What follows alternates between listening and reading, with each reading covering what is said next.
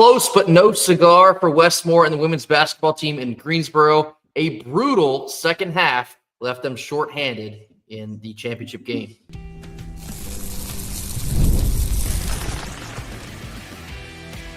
You are Locked On Wolfpack, your daily podcast on the NC State Wolfpack, part of the Locked On Podcast Network, your team every day. What's up, Wolfpack Nation? Welcome back to a second live show for you here on Sunday, recapping the ACC Tournament Championship game for the women's basketball team. A tough 14-point loss to Duke, 76-62. Kenton, we talked about how well this team has been playing up until today. We had ranked wins in this tournament over Georgia Tech and the Dirty Foot Club. Coming into this game, perhaps you worry a little bit about fatigue playing your third really tough team in as many days. The second half proved to show that. Of course, Isaiah James had a brief injury there right before halftime. A little bit of uncertainty based on what she'd be able to do for you in that second half, but the story ultimately was rebounding. Absolutely obliterated on the rebounding front there in the second half, and Duke is just simply too good of a team to give unlimited chances to. Duke is absolutely too good of a team to give unlimited chances to. And also this team, I mean, I want to give Duke their credit because they've also played a lot of tough games in a short period. Duke just had some players step up and have absolutely outstanding performances that were anomalies for their season as a whole, right? And everybody knows who I'm talking about here in terms of Oluchi Okananwa. I mean, this young lady is averaging on the season 10 points, 5 rebounds a game.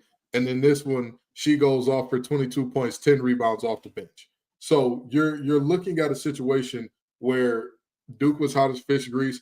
Yes, there was some injury things. Yes, Isaiah went down during this game and came back. Madison Hayes went down in our last game and came back and all that. You saw multiple kind of moments of the war of attrition started to wear on NC State late.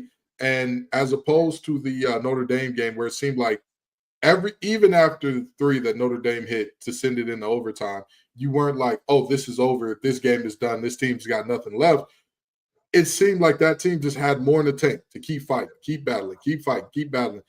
And in this one, it just seemed like they just were out of gas. So, we saw problems that were to be expected. We saw some of the old problems of our front court having an inability to end possessions kind of rear its ugly head again. But for the most part, I look at this game and I'm like, man, it would have been nice to have an ACC championship here. But again, you're just looking at a situation where the team seemed to wear down when it mattered most in the second half. It's really disappointing because I thought NC State played about as good of a first half as I really could have asked for, being that it is their third game in 3 days. And Duke is a very, very well-coached team. And I do want to give credit to Kara Lawson, the Duke Blue Devils. The better team won the game. That's ultimately all there is to say. I mean, they were prepared for this game. They were hungry for this game. And they played like it in the second half. And ultimately, they have the title to hold. But in that first half, NC State shot 46% from the field. Isaiah James got cooking early. Zoe Brooks got cooking early. And going into halftime, you were tied at 18 apiece in the rebounding department. Duke finished with 44 rebounds. NC State finished with just 28. You talk about getting smoked on the boards. That's the biggest difference in this game. That, and I would say probably shot selection and perimeter defense for NC State as well. Too many times they had a wide open three-point shooter for Duke, just buried it time after time after time again. And when you're struggling that much to rebound, you're just giving them basically unlimited ammo to sink at least a couple of them. And then, like I said, Duke, you give them those chances, they will do it. And that led to the demise of NC State. I want to talk a little bit about Isaiah James. Like I said, she really got rolling early. She had 11 in the first half. Suffered what looked like some type of like a hip injury, a tough fall right there before halftime. For her to gut it out, and she's the type of player, if she can't walk on it, that's how you know it's bad, because she will play at all costs. If she can play, she's going to play. And so to get her wheeled off of the court there in the first half, very worrisome. But for her to come back, maybe it labored her just a little bit, just wasn't quite the same player there in the second half. And I worry a little bit about the shot selection sometimes with Zaya. Of course, she's a green light type of player. She's earned that over the course of her tenure here at NC State. She can pull and hit from just about anywhere on the court. But when you're playing a team like Duke and they rebound as well as they do, you can't afford to come down and go basically one and out. If you're not burying every shot, Duke's going to make you pay for it. And that's a lot of what you saw there in the second half. NC State just settling time after time after time again for just one shot, clank, Duke's running with it the other way and beating us down the floor in transition. So Duke, ultimately, they earned the win. And I think there's a lot of valuable lessons for NC State to take out of this game, but perhaps it was fatigue. Perhaps Isaiah James was just not the same player, just didn't have enough in the tank to beat Duke today. When you talk about not enough in the tank, I want to give another statistic here that's as important as the rebounding battle to point out what kind of did or did not happen here. Fast break points, Duke had 11. Do you know how many NC State had in this game? It's probably really low, if any. Give me a guess. I'm going to say like 4. That is 4 too many. We didn't have a single fast break point. Oh, brother. Well, there you have it. That's kind of, that's what I mean by this team ran out of gas. And also that's a side effect of poor rebounding, especially in the second half there, because if you are not closing out possessions, you don't have the opportunity to beat a team back in transition. You just don't have the opportunity to do so. So when I'm looking at that and I'm saying to myself, what was the undoing of this team? Again, you have to be tougher on the glass. You have to be more physical on the glass, particularly in the second half. Like you just said, tied at 18 at halftime. So for those of you who are keeping score at home, that means that we were out-rebounded by a final tally of 10-26 in the second half. That's what that means.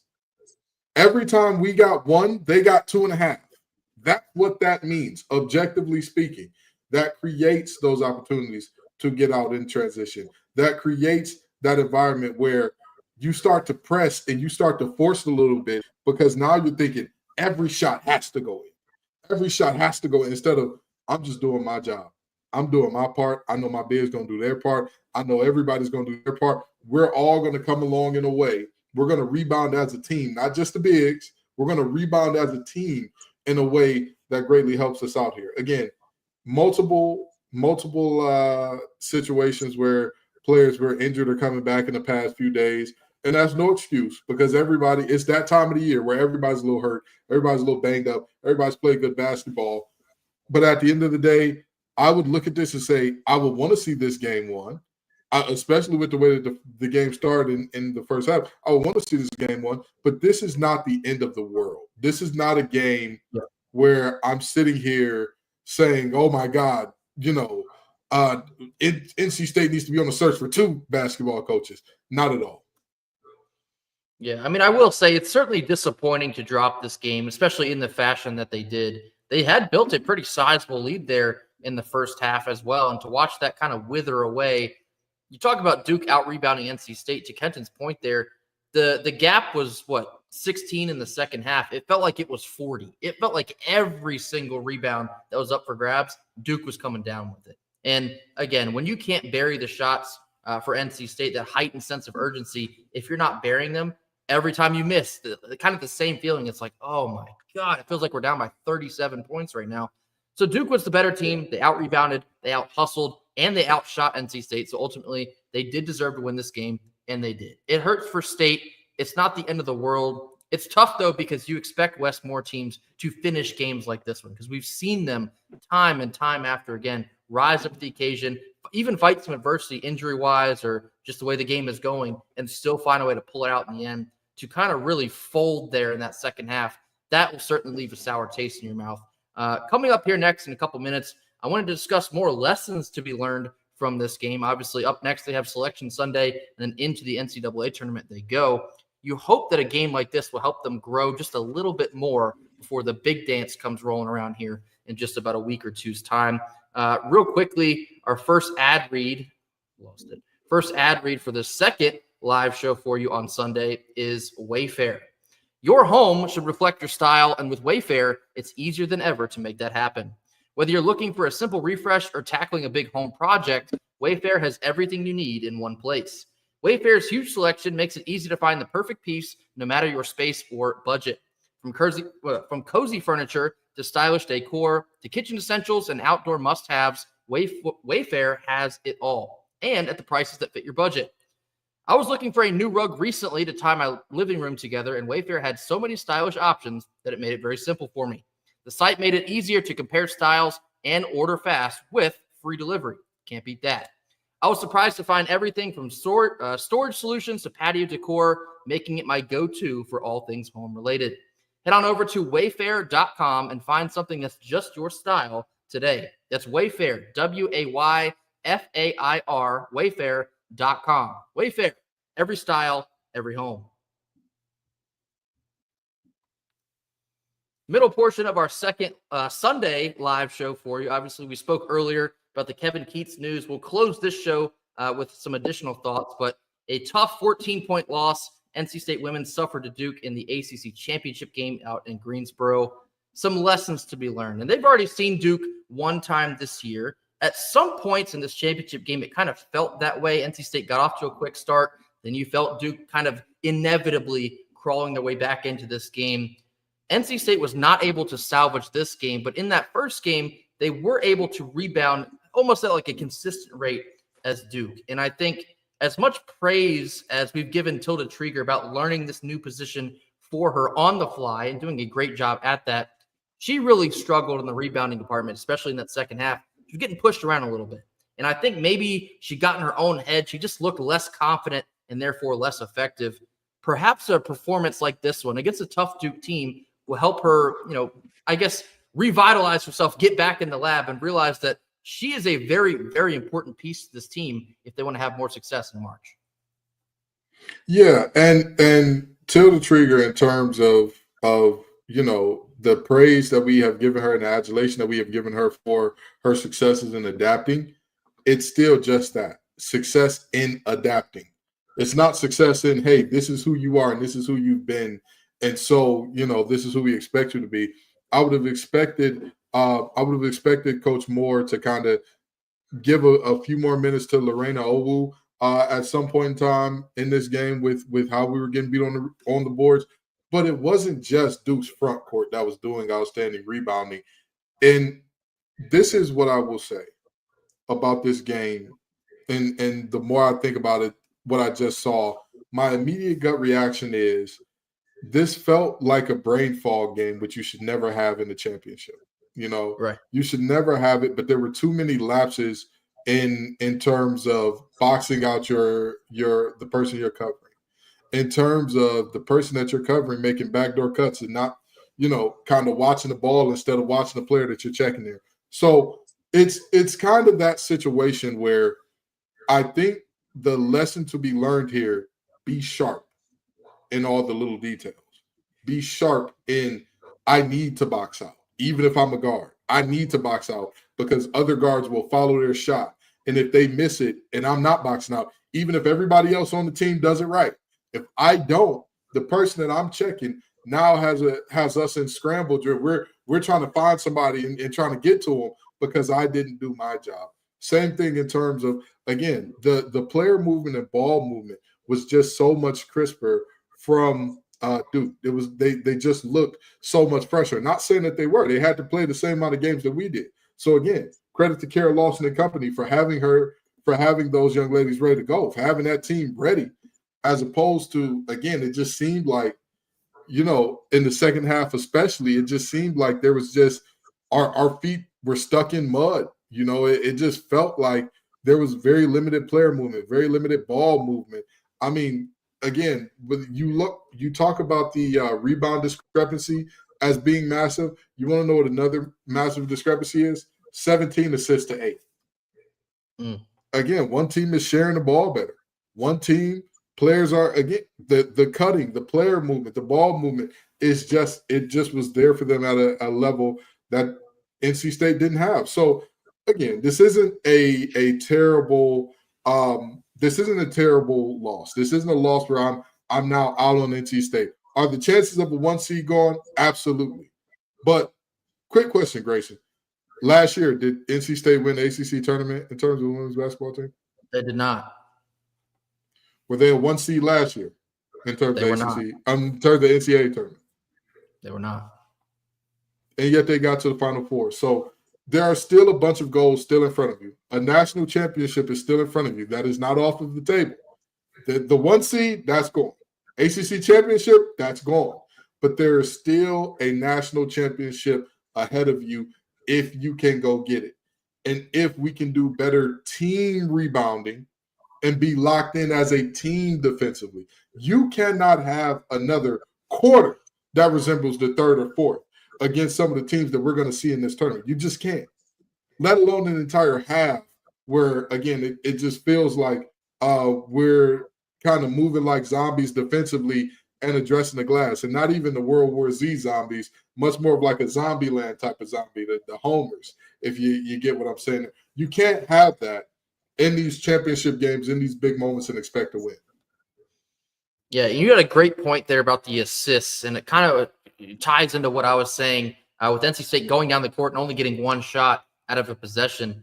When Duke out-assists you 11-3 as well, that shows you that ball control and making the extra pass that NC State was not able to make. And then, like Kenton also said, that ties directly into the rebounding. When you get crushed on the boards and you're getting out-assisted by a margin that wide, that will spell disaster regardless of who you play, whether it's Duke or Texas or South Carolina, whoever it is. You cannot have both of those things go that wrong in one half of a championship game or the first round of March Madness.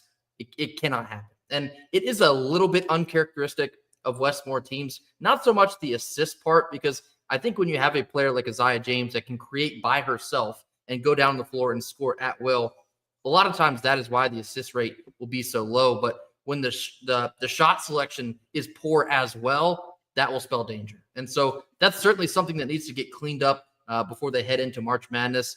Another thing that I've kind of hinted at a couple times over the course of the regular season, the perimeter defense for NC State has really surprised me at times. And there in the second half, Duke was 4 of 6 from three-point land. NC State was just 2 of 8. And you think after you leave a Duke shooter open maybe once, but okay, let's not let her get open again, put a hand on her face. But twice it happens again. It's like, okay, that was a dagger. It felt like we need to rebound better and get a hand in the face on the perimeter. To happen, 3, 4, 5 more times, it's like, when are we going to learn this lesson here? And it's not just today. It's been consistent. I remember when we played Cal on the road, very same thing. Could not guard on the perimeter. The first time we played Duke in Reynolds, same situation. Could not guard the perimeter. So that's a big point of emphasis I want to see defensively as we head into March Madness. Again, if you're going to struggle to rebound and you can't guard the perimeter, danger. That is not where you want to be, regardless of who you play. You can get very easily upset with that combination. So tough showing in Greensboro in the ACC Championship game. Again, 14-point loss to Duke. I want to also reiterate something that Kenton said. This is not the end of the world. It's certainly disappointing, but the bigger prize is very much still on the table.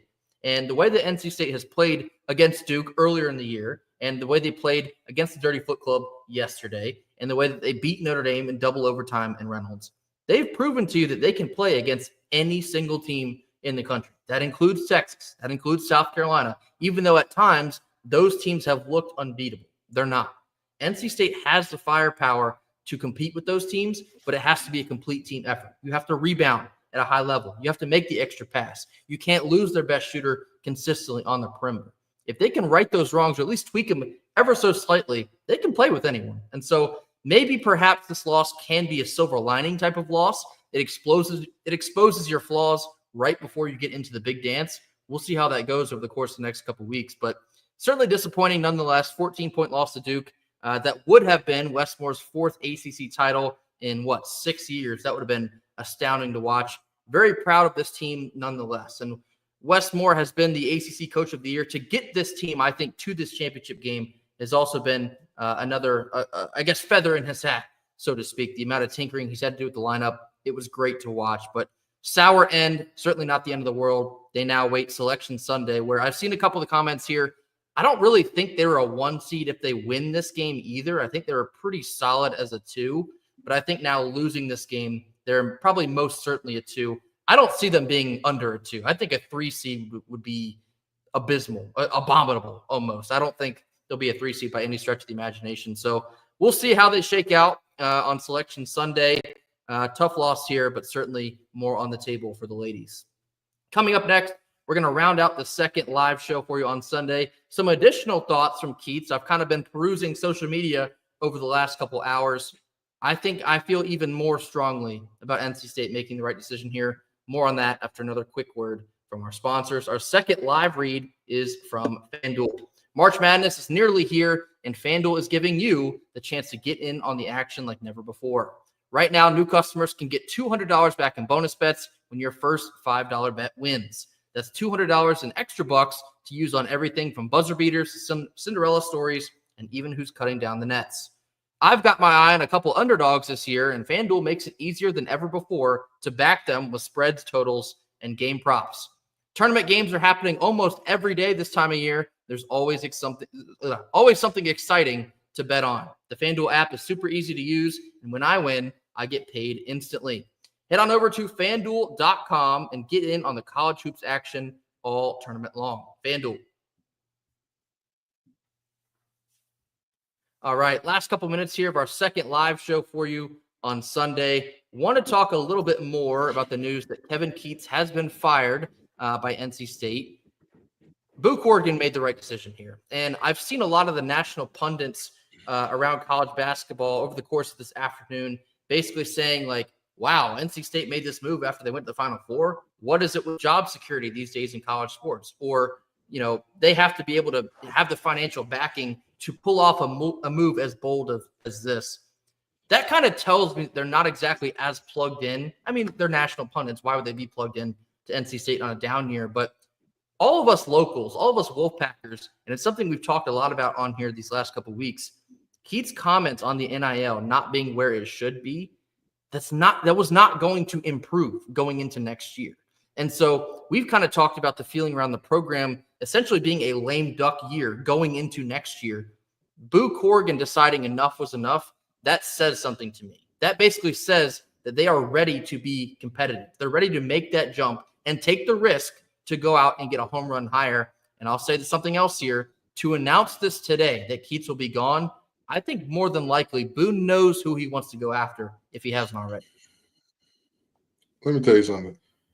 I have said this repetitively, and I need somebody to show me financials to show that we're not keeping up with anybody in terms of NIL.